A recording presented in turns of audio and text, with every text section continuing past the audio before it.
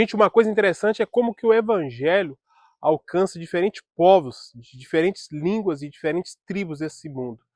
Eu estou aqui num lugar, e praticamente um lugar bem afastado, eu saí de Delhi, pegamos 2 dias de trem para chegar aqui, e eu tive a oportunidade de estar aqui junto com os nossos irmãos, adorando ao Senhor, e adorando a Deus de uma forma tão significativa. E eu comecei a pensar comigo como que o evangelho ele alcança povos e povos com diferentes línguas e com diferentes costumes no mundo. Hoje nós estávamos comemorando o Natal aqui, foi um dia tão lindo, tão maravilhoso, e nós estávamos aqui juntos aqui, nos alimentando, comendo a comida local, que também é uma coisa tão significativa para eles, né, oferecerem a comida. Mas antes disso nós estávamos num culto, e no culto eu vi as pessoas adorando ao Senhor e adorando a Deus de uma forma tão genuína.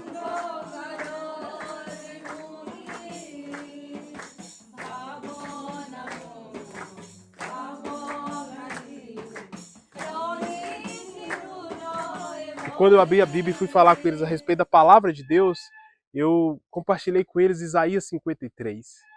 E eu pude ver dentro dos olhos desse povo os olhos lacrimejando de emoção de ouvir a palavra de Deus e ouvir Isaías 53.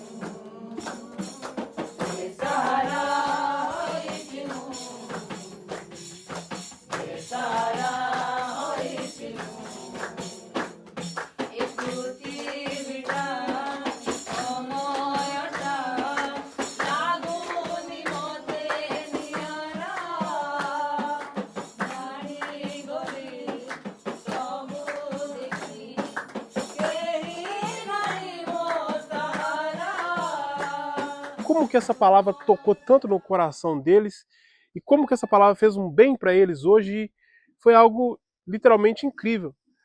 Eu fiquei admirado com isso, eu vendo Deus fazer coisas fantásticas no meio desse povo, e eu poder ver com os meus próprios olhos, para mim não tem algo melhor do que isso. E quando eu falei com eles a respeito de Jesus, eu citei um exemplo que eu gosto sempre de dizer, e estava falando com eles que quando eu fui para o Nepal, Deus me chamou para o Nepal e me disse que a minha característica seria o motivo pela qual ele me enviaria para aquela nação, para que se um dia as coisas dessem certo, eu nunca ia olhar para mim e falar que foi por causa dos meus atributos, foi por causa das minhas características que eu consegui fazer aquilo. Sempre foi por causa de Deus. Eu falei isso com eles e eles ficaram assim, com o coração tão quebrantado, e foi tão bonito ver essas pessoas com os olhos cheios de lágrimas, adorando ao Senhor, e eu poder falar para eles que havia esperança, que Deus estava aqui para dar esperança para eles. Isso é algo fantástico.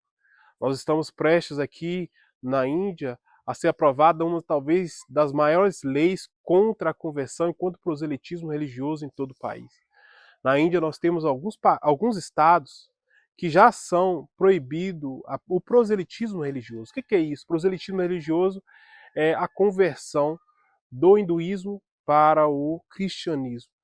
E eu conversando com eles hoje, podendo explicar para eles assim um pouquinho do amor de Deus através daquilo que Jesus Cristo fez na cruz do Calvário, meu coração sentiu muito assim como que ainda no mundo o cristianismo é perseguido, e como que ainda existem pessoas que nunca ouviram falar de Jesus, e como que governos como Índia, como Malásia, têm feito coisas assim duríssimas contra o cristianismo, e como que isso tem afetado a nossa vida. Eu estava falando com eles e conversando com eles a respeito disso tudo, eu percebi que realmente o evangelho ele é universal. Eu percebi que, mais uma vez, que realmente o evangelho ele precisa chegar e chegar a tempo na vida das pessoas, porque quando ele chega a tempo na vida dessas pessoas, há uma transformação, há uma mudança, há uma restauração.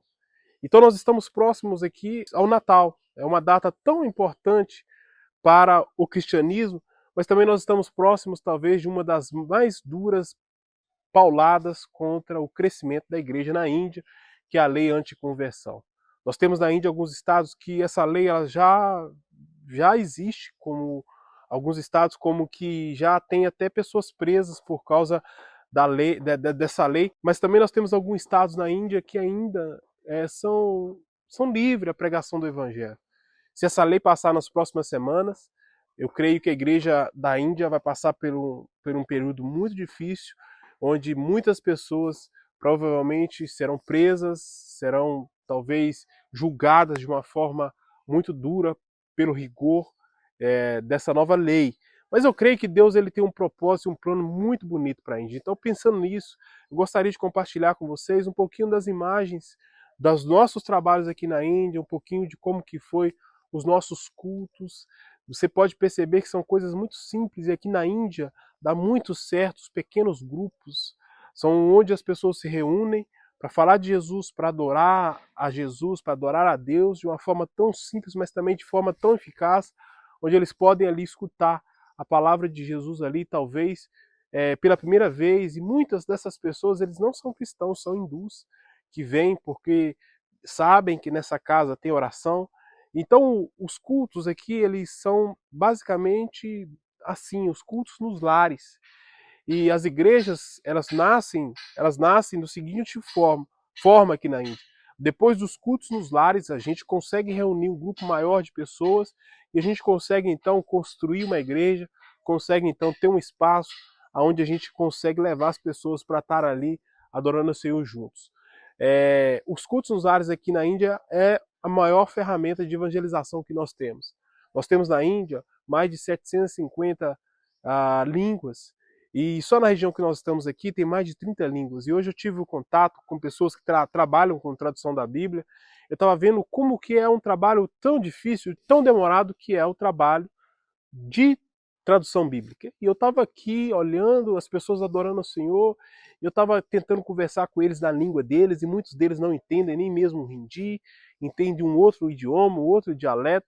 Eu estava percebendo que realmente hoje ainda precisa muito de trabalho de plantação de igreja na Índia. Outra coisa bastante interessante que tem aqui é a comunhão. Eles sempre compartilham muito pão, eles comem juntos, eles se alimentam juntos de uma forma muito bonita, eles gostam muito de oferecer comida, né? Isso é muito bom, eles gostam muito de oferecer a comida local para as pessoas. Isso tem agregado muito e chamado muitas pessoas para estar conosco aqui nos trabalhos também de igreja que nós realizamos aqui na Índia. Outra coisa muito interessante, gente, só para vocês terem ideia e nível de curiosidade, para traduzir a Bíblia para um idioma, gasta-se mais de 5 anos para traduzir a Bíblia completa para esse idioma. Antigamente era 10, 15 anos, hoje eles estão fazendo com 5 anos, estão felizes, porque eles estão recrutando pessoas locais para que essas pessoas locais elas consigam ajudar na tradução bíblica. Então hoje eu aprendi demais, eu aprendi a diferença entre dialeto e língua, mas também vi também a nossa igreja aqui de uma forma crescendo de uma forma tão linda, e Deus tem feito coisas maravilhosas. É ainda a esperança, dizer que ainda é preciso ir nas nações, ainda nós precisamos ir para as nações pregar o evangelho, porque ainda existem pessoas que nunca ouviram falar de Jesus, e existem pessoas que necessitam daquilo que nós temos.